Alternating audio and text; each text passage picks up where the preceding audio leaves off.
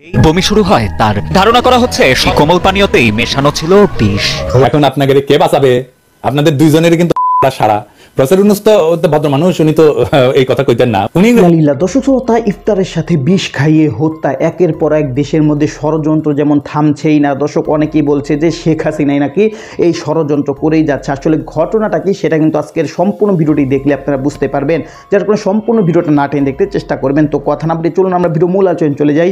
Video মূল আলোচনায় চলে যাওয়ার আগে আপনার কাছে আমার ছোটো করে একটু হতো, আপনি প্রত্যেক মুহূর্তের আপডেট পেতে চাইলে অবশ্যই চ্যানেলটি সাবস্ক্রাইব করে দেবেন এবং পাশে থাকা বেল আইকনটি ক্লিক করে দেবেন, তাহলে প্রত্যেক মুহূর্তের আপডেটগুলো সবার আগে পৌঁছাবে আপনার কাছে। তো সব কথা না বলে চলুন আসলে ঘটনাটি তাহলে বিস্তারিত দেখে আসি। সৎমায়ের দেয়া খাবার খেয়েই চিরতরে ঘুমিয়ে গেল শিশু মাহমুদা।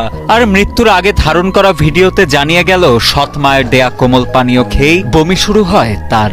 ধারণা করা হচ্ছে সৎমায়ের দেয়া সেই কোমল পানীয়তেই মেশানো ছিল বিষ। ন্যাক্কারজনক এই ঘটনাটি ঘটেছে ঝিনাইদহের কোটচাঁদপুর উপজেলার ভোমরাডাঙ্গা গ্রামে। জানা যায়, ভোমরাডাঙ্গা গ্রামের বাসিন্দা সৌদি প্রবাসী শাহিনের প্রথম স্ত্রী মারা যাবার পর বিগত 6 মাস আগে হুমায়রা নামের এক নারীর সাথে বিবাহ বন্ধনে আবদ্ধ হন সৌদি প্রবাসী শাহিন। 6 বছরের মাহমুদা শাহিনের প্রথম স্ত্রীর সন্তান। মা মানে একটা অন্যরকম কিছু বুঝি। মা তো মাই, সেটা সৎ হোক বা নিজের মা হোক। আসলে মায়ের কাছ থেকে এরকম কিছু আমরা কখনো আশা করি না। মাত্র 6 বছর বয়সের একটা বাচ্চা, তার সৎ মা 7 আপ খাওয়ানোর নাম করে তাকে ঘাস মারা বিষ খাইয়ে দিয়েছে, যার পরিণাম তার করুণ মৃত্যু হলো। এটা আমরা কখনোই আশা করিনি। প্রবাসী শাহিন জানান, 2রা মার্চ বিকেলে শিশুকন্যা মাহমুদা বাড়ির উঠানে বমি করতে থাকে। সে সময় বাড়ির লোকজন তাকে জিজ্ঞাসা করলে সে জানায়, সৎ মা হুমায়রা কোমল পানীয় খাওয়ানোর পর থেকেই এমন বমি হচ্ছে তার। তোমার কি খেয়েছো, তুমি কোথা থেকে খেয়েছো? তো বলছে যে কি রাখে খাইয়েছে, বলছে কি খাইয়েছি, বলছে মা খাইয়েছে। একই কথা মেহের, যে মা খাইয়েছে। এরপর অসুস্থ মাহমুদাকে ঝিনাইদহ সদর হাসপাতালে নিয়ে যাওয়া হলে সেখান থেকে উন্নত চিকিৎসার জন্য তাকে পাঠানো হয় যশোর সদর হাসপাতালে। পরবর্তীতে বৃহস্পতিবার সকালে চুয়াডাঙ্গা সদর হাসপাতালে নেয়ার পর দুপুরেই চিকিৎসাধীন অবস্থায় মারা যায় শিশুটি। মাহমুদা নামে 6 বছরের যে প্যারাকুয়েট পয়জনিং অর্থাৎ ঘাস মারা বিষ, এই পয়জনিংয়ে আমাদের বাচ্চাটা এসেছিল খুবই খারাপ। বেলা 1টার সময় বাচ্চাটা মারা যায়। শিশুর স্বজনদের অভিযোগ, সৎমার দেয়া কোমল পানীয়র মধ্যে মেশানো ছিল ঘাস মারার জন্য ব্যবহৃত বিশেষ এক ধরনের বিষ। সেই কোমল পানীয় খেয়েই প্রাণ গিয়েছে শিশুটির। এমত অবস্থায় দোষীর সর্বোচ্চ শাস্তি চান শিশুর স্বজনেরা। যে মাসুম বাচ্চা এইভাবে যে বিষ খাইয়ে, যদি অন্যায়ভাবে বিষ খাইয়ে যদি তার কেউ সাপোর্ট দেয়, আমরা এখন যদি এই বিচার না করতে পারি, আখেরাতে তো আমাদের হিসেব দেওয়া লাগবে। তো আমি চাই এই কাজটা যে করেছে তার দৃষ্টান্ত আইনমূলক শাস্তি আমি চাই। এ ঘটনার পর গা ঢাকা দিয়েছেন অভিযুক্ত সৎমা হুমায়রা। এদিকে এ বিষয়ে ঝিনাইদহ কোটচাঁদপুর থানার ভারপ্রাপ্ত কর্মকর্তা কবির হোসেন মাতুব্বর জানান, ময়নাতদন্ত রিপোর্ট দেখে অভিযোগের সত্যতা পেলে দোষীর বিরুদ্ধে নেওয়া হবে আইনানুগ ব্যবস্থা। এই ক্ষেত্রে আইনগত প্রসিডিওর হলো এখন বিষ খাওয়াই দিচ্ছে, এরকম এইসব সংক্রান্ত মতামত দিতে পারবে ডাক্তার। এখানে যদি বিষ পানি দিয়ে এসে মারা যায়, ইউডি মামলা হবে। ইউডি মামলার পরে লাশের পোস্টমর্টম হবে। লাশের পোস্টমর্টমের পরে ডাক্তার মতামত দিবে। ডাক্তার যদি মতামত দেয় যে। তো দর্শক, আপনার এই ভিডিওটি দেখলেন। ভিডিওটি দেখে যদি আপনার কোনো মন্তব্য থাকে তাহলে অবশ্যই কমেন্ট বক্সে কমেন্ট আপনার মূল্যবান মন্তব্য জানিয়ে দিবেন। দর্শক, এখন আমরা পরবর্তী আরেকটি ভিডিও দেখবো, যেটাতে আমরা আরও কিছু তথ্য আমরা জানতে পারবো। দর্শক, চলুন আমরা সেই ভিডিওটি বিস্তারিত দেখে আসি। এখন আপনাকে কে বাঁচাবে? আপনাদের দুইজনেরই কিন্তু সারা। প্রফেসর ইউনূস তো ভদ্র মানুষ, উনি তো এই কথা কইতেন না। উনি ইংরেজিতে কইতেন আর কি, যদি বাঁচতে চান যা বলতেছি সেটা করেন। আপনি তো আপনার 14 গোষ্ঠী সারা দুনিয়া কোথাও জায়গা পাবেন না। তারপরে কিছুক্ষণ ওনাদের সময় দিতাম হজম করার জন্য। তারপর ওরা কি করতো জানেন? ওই দুইজন আকাশ বাতাস বিদীর্ণ করিয়া স্লোগান দিত, ইনকিলাব জিন্দাবাদ, দিল্লি না ঢাকা, ঢাকা ঢাকা, ক্ষমতা না রাজপথ, রাজপথ রাজপথ, বুঝছাও ক্যাঙ্কা কইরা জাউরাগের লাইনে আনা লাগে। বঙ্গবন্ধুর প্রতি কৃতজ্ঞতা, উনি আমাদের একটা স্বাধীন সার্বভৌম দেশ দিয়েছেন, এবং যে দেশে আজকে আমি, সেই স্বাধীন দেশের আমি আজকে সেনাপ্রধান। সমস্ত শহীদদের প্রতি আমার কৃতজ্ঞতা, সমস্ত মুক্তিযোদ্ধাদের প্রতি আমার কৃতজ্ঞতা। তারা তাদের সোনালী দিনগুলো আমাদের জন্য উৎসর্গ করেছেন। এবং আজকে আমরা এই স্বাধীন সার্বভৌম দেশ পেয়েছি। ভিডিওটা তো ওয়াকাররা কখনো দেখেছেন যে 24-এর বর্ষা বিপ্লবের শহীদদের প্রতি শ্রদ্ধা জানাইতে? শহীদ ফ্যামিলির যা কথা করার ব্যাপারে বাদই দিলাম, কখনো উচ্চারণ করছে শহীদের কথা? করে নাই। একদল তো ওয়াকারের বিপ্লবের নেতা বানায় দেয়। ভলকার তোর ফাঁস করে দিছে কেমনে এই ক্যাশ প্রেমিক জেনারেলরা দেশ প্রেমিক জেনারেল বনে গেছে, এখন দেশের সেবা করিচ্ছে। তাদের মিশন বন্ধ হওয়ার হুমকি দেওয়া হয়েছিল, দেখেছেন? Well, I can give you examples where it is taken seriously. I'll give you the example of Bangladesh last year.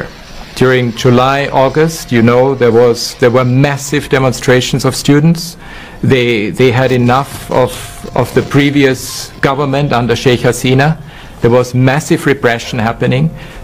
The big hope for them was actually our voice, was my voice, was also what we were able to do, and we put the spotlight on the situation. And we actually gave the warning to the army that if they get involved, it means that they may not be able to be a troop contributing country anymore.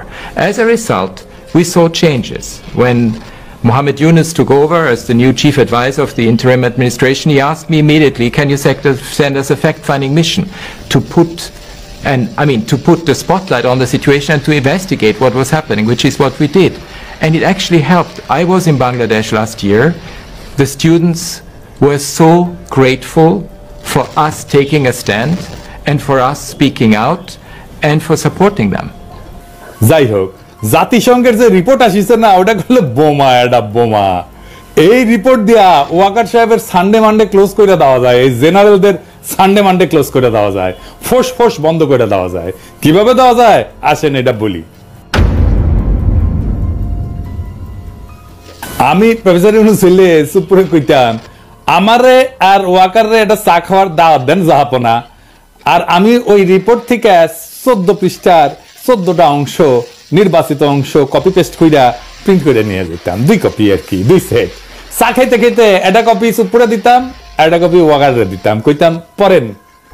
প্রথমে হাতে দিতাম এই অংশটা, 64 পৃষ্ঠা 279 প্যারা। এটি হচ্ছে ইংরেজি যেহেতু কইছে ঠিকই গেছে, তাই না? বাংলা যা হয়েছে সেটা হইতেছে সেনাবাহিনী একটা অন্তর্বর্তীকালীন সরকার গঠন সহজীকরণে কাজ করছে, কিন্তু ভূতপূর্ব প্রধানমন্ত্রীকে দেশের বাইরে পাঠায় দিয়ে তাকে দ্রুত দেশের ভিতরে আর একটা জবাবদিহিতার আওতায় আনার পথ দূরে সরাই দিছে। এই পর্যন্ত পড়লে কইতাম, দেখেছেন, এটা গেলে গুরুতর অভিযোগ, যেখানে 3 বাহিনীর প্রধান জড়িত আছে, আর সশস্ত্র বাহিনীর সর্বাধিনায়ক হিসাবে জাহাপনা চুপ্পু আপনিও আছেন।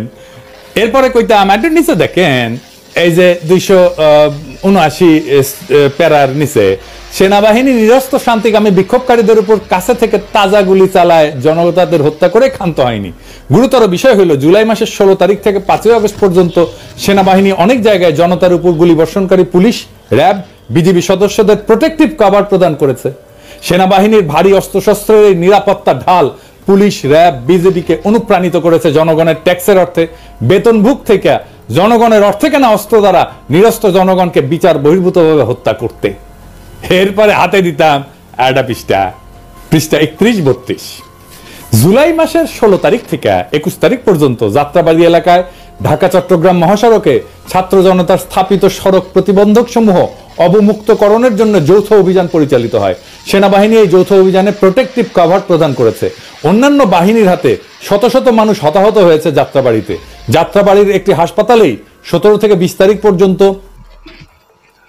তো দর্শক, আপনারা সম্পূর্ণ ভিডিও দেখলেন, আর সম্পূর্ণ ভিডিও দেখে যদি আপনার কোনো মন্তব্য থাকে তাহলে অবশ্যই কমেন্ট বক্সে আপনার মূল্যবান মন্তব্য জানিয়ে দেবেন। দর্শক, কথা বলতে বলতে আমরা ভিডিও শেষ পর্যন্ত চলে এসেছি। ভিডিও শেষ করার আগে আপনার কাছে আবার অনুরোধ করছি, আপনি যদি প্রত্যেক এবং বর্তমান যে দেশের পরিস্থিতি চলছে এবং ঘটনাগুলো চলছে এবং ব্রেকিং নিউজগুলো যদি সবার আগে আপনি পেতে চান, তাহলে অবশ্যই আমাদের চ্যানেলটি সাবস্ক্রাইব করে রাখবেন এবং পাশে থাকা বেল আইকনটি ক্লিক দিয়ে রাখবেন, তাহলে প্রত্যেক মুহূর্তে এই সংবাদগুলো সবার আগে পৌঁছবে আপনার কাছে। তো দর্শক, ভিডিও শেষ করে সবাই ভালো থাকবেন, সুস্থ থাকবেন, আল্লাহ হাফেজ।